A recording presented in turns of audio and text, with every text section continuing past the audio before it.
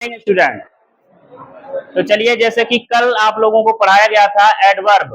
कल एडवर्ब पढ़ाया जा रहा था और एडवर्ब कल 3 खत्म हो चुका था और आज है चौथे की बारी। जैसे कि यहाँ पे डिटेल्स आपको लिखा गया है, तो मैं एक एक करके आप लोगों को 2 मिनट में समझा दे रहा हूँ और उसकी परिभाषा बता दे रहा हूँ, उसका उपयोग कैसे करना ये बता रहा हूँ। एडवर्ब ऑफ फ्रीक्वेंसी का मतलब होता है आवृत्तिवाचक या आवृत्ति सूचक क्रिया विशेषण। इस एडवर्ब से ये पता चलता है कि मतलब कोई भी काम, कोई भी क्रिया, कोई भी एक्शन, कोई भी कार्य कितनी बार किया गया।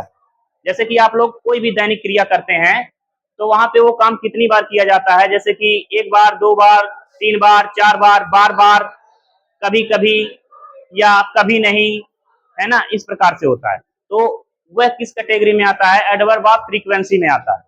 अंडरस्टैंड? तो जैसे कि यहाँ पे दिया है सेल्डम का मतलब होता है यदा कदा। क्या होता है? यदा कदा।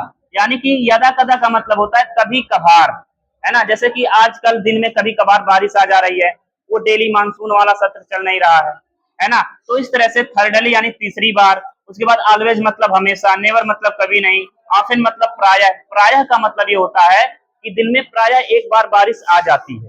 प्रायः का मतलब जो काम रोज होता है। अंडरस्टैंड? तो इस प्रकार से तो आवृत्ति सूचक वाला समझ में आया, पांचवा। अब उसके बाद है चौथा, उसके बाद है आपका पांचवा। क्या है? पांचवा देखिए, जैसे कि यहाँ पे स्पष्ट जाहिर है कि एडवर्ब ऑफ डिग्री होता है। डिग्री का मतलब ये हुआ कि कोई भी काम किस परिमाण में किया गया है। जैसे कि अभी हमने आपको बताया है कि परिमाण यानी डिग्री 3 प्रकार की होती है, एक पॉजिटिव डिग्री, कंपैरेटिव डिग्री और सुपरलेटिव डिग्री। तो जैसे यह एक अच्छा लड़का है, यह बहुत अच्छा लड़का है, यह सबसे अच्छा लड़का है ना। तो ये किसी भी व्यक्ति के परिमाण को बताता है, किसी भी मतलब किसी भी चीज को। जैसे कि मान लीजिए एनी यानी कोई भी लड़का, फुल्ली मतलब पूरी तरह से, वेरी मतलब बहुत। ये जब आप डिटेल पढ़ेंगे इसमें, इसके आगे जब आपको मैं पढ़ाऊंगा इसके बारे में, तो आपको डिटेल पता चलेगा।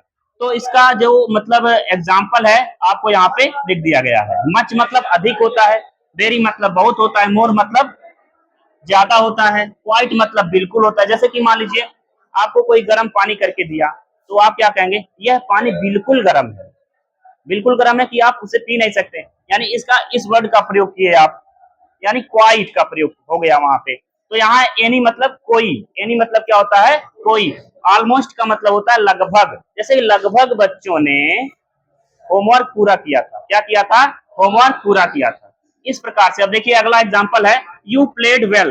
तुमने अच्छा खेला, यानी कि सामने से क्रिकेट हो रहा है या बैडमिंटन का टूर्नामेंट हो रहा है, तो सामने का एक प्रतिद्वंदी है और दूसरा टीम है, ए है टीम है और बी टीम है। तो प्रतिद्वंदी को हराने के लिए एक लड़के ने, एक प्लेयर ने बहुत अच्छा खेला, तो उससे क्या परिमाण पता चलता है? बहुत अच्छा खेला, वेल प्लेड। क्या होता है? Played well, well played. Understand? ये पता चलता है। अगला है आपका एडवर्ब ऑफ रीजन। तो इससे स्पष्ट है कि इससे ये पता चलता है कोई भी क्रिया के होने का कारण पता चलता है। जैसे कि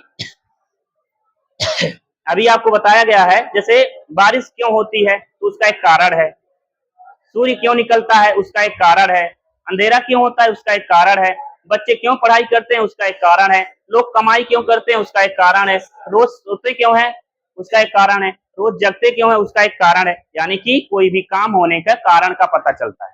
इससे ये एडवर्ब ऑफ रीजन का पता हो गया। और अगला है बच्चों यहाँ पे अफर्मेशन। देखिए वहां पे है 7वें नंबर पे, एडवर्ब ऑफ अफर्मेशन। तो उससे किसी भी चीज को, किसी भी कार्य के स्वीकारात्मक भाव का बोध होता है। क्या होता है?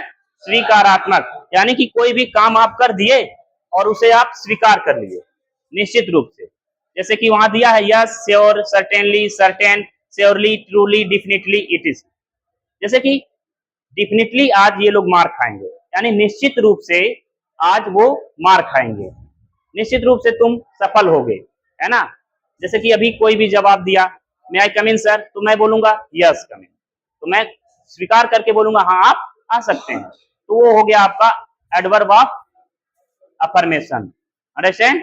चलिए ठीक है, बाकी कल मिलते हैं, तब तक के लिए best of luck. Thank you very much.